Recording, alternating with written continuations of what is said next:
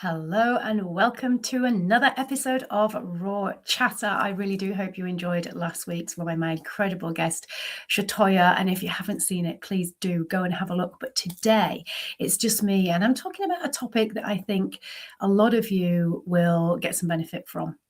So if you're new here, welcome to Raw Chatter. This is a podcast that is unfiltered. I talk about the stuff that we kind of want to talk about but feel a little embarrassed about talking about. And this topic is really, really poignant. I'm going to talk about why you don't actually have a confidence problem, but you have a pattern problem. Now, this is something that comes up so much. So many people come to me wanting to feel more confident in themselves. And we think that it's confidence that we need. But actually, the majority of people don't have an issue with confidence. What they actually have is a pattern running in the background that they just haven't seen. And so this is where, if you can, really listen to what I'm sharing with you and just try and connect to what is going on for you, because you may just find that just this very episode on its own could be super helpful and help you to understand why you feel how you do and how you can change it. Because when we look at our patterns without getting into kind of depth, you can usually see that there's the same cycle. You walk into a room, you scan people, you make a quick judgment, and then minutes later, you are worried about what they are thinking of you. Same loop every time. And this is the pattern that nobody sees. It's not random, and it's not just who you are. What it is actually, it's a trained pattern. There's a trigger. You have a thought that brings on a feeling that elicits a certain behaviour that you then action and then reinforce by taking action. And this is the bit that most people miss. The thought is language. Now, I've already done a separate episode on language. But I want you to really think about this now, coming from the lens of confidence and coming from the lens of this pattern that you have created without even knowing.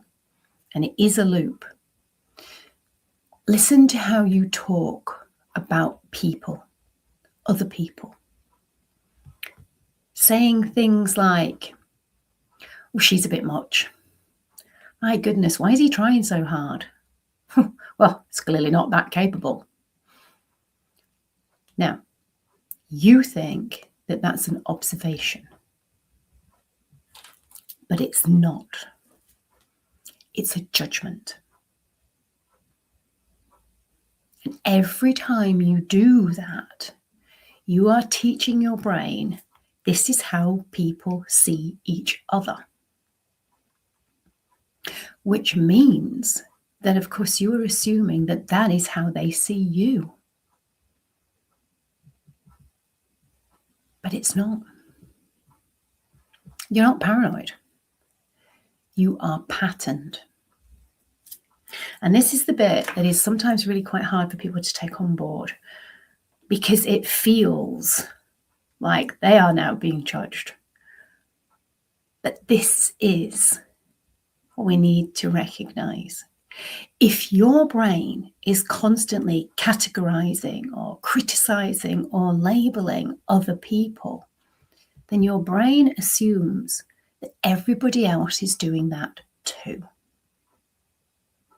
Which now means that you overthink what you've said, replay conversations over and over in your head, edit yourself mid-sentence, or you hold back from saying anything, or you overcompensate.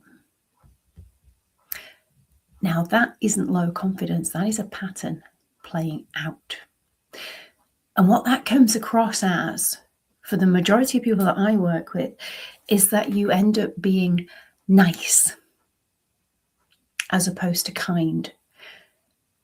And if you don't know the difference, nice is when you say something so that it pleases the other person and it makes them think of you as being a nice person. But it's not necessarily the truth.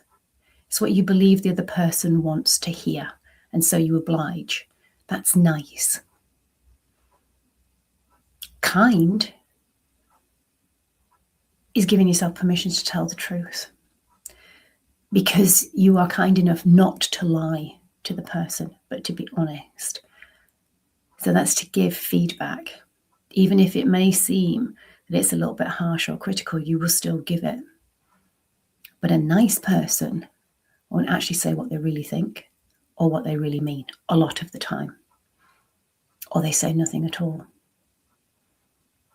And that's a pattern, because you are worried about how they will judge you, because you have trained your brain to be judgmental, and therefore you're aware and you're on red alert looking out for it. Now, this is where it gets kind of expensive, because you don't just think this pattern, but you actually feel it in your body. This tension, often in your neck, base of your skull. It's self-doubt, and it's mental noise. Your head's continuously going over that conversation. You're ruminating on it. So what can you do? Well, you do what most of us do. You turn to something to try and switch it off. And that something is food, or is alcohol, or is scrolling on your phone, or is overworking. And that's not because you lack discipline or willpower, but it's because unknowingly, unconsciously, you are trying to escape this loop. So the good news is that you can fix it. You can shift this pattern, but you don't do it with affirmations, right? I'm not against affirmations. They have a place, but your brain knows when you're telling an out and out lie. And if the affirmation doesn't sit comfortably with you and your brain's going, yeah, right, then they're not going to work. So you fix it by interrupting that judgmental pattern that you have of others.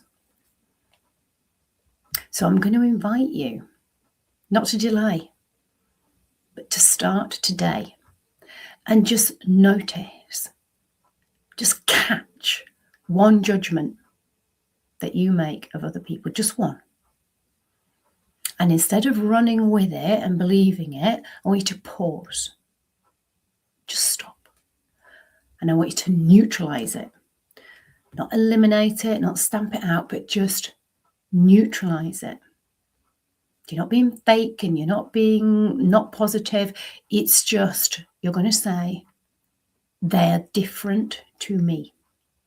They're doing it their way. And then watch what happens next. Because when your language changes, your nervous system changes. And then your behaviour follows.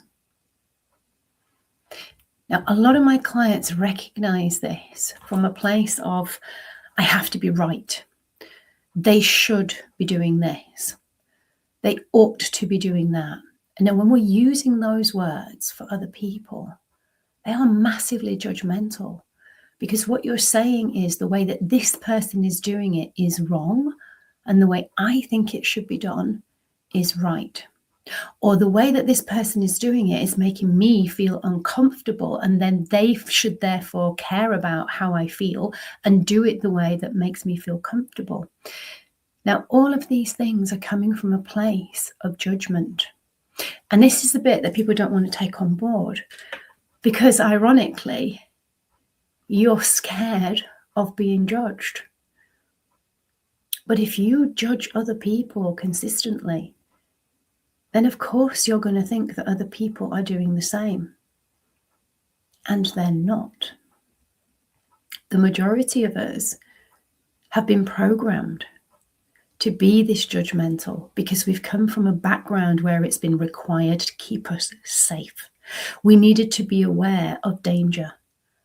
We needed to keep ourselves feeling secure and safe. And that means always being highly sensitive and red alert to nuances in conversations, to picking up on stuff, the way it was said, what was said, so that we didn't get into trouble or we could avoid a disaster, whatever that looked like.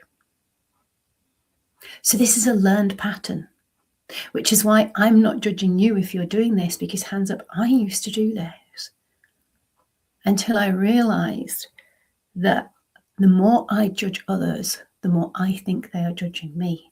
And the truth is, we do not all think the same way. We don't all have the same patterns. We don't all have the same beliefs or values. And therefore, we are going to have different perceptions and interpretations of what is right behavior, what is wrong behavior, what is good, what is bad. Doesn't make any of them right or wrong. It just means that they are different. So when you neutralize the language that you're saying to yourself, remember, we think in words.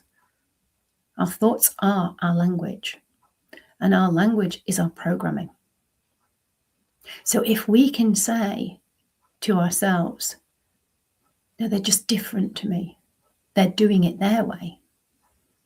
When you change that language, your nervous system will change and your behavior will follow.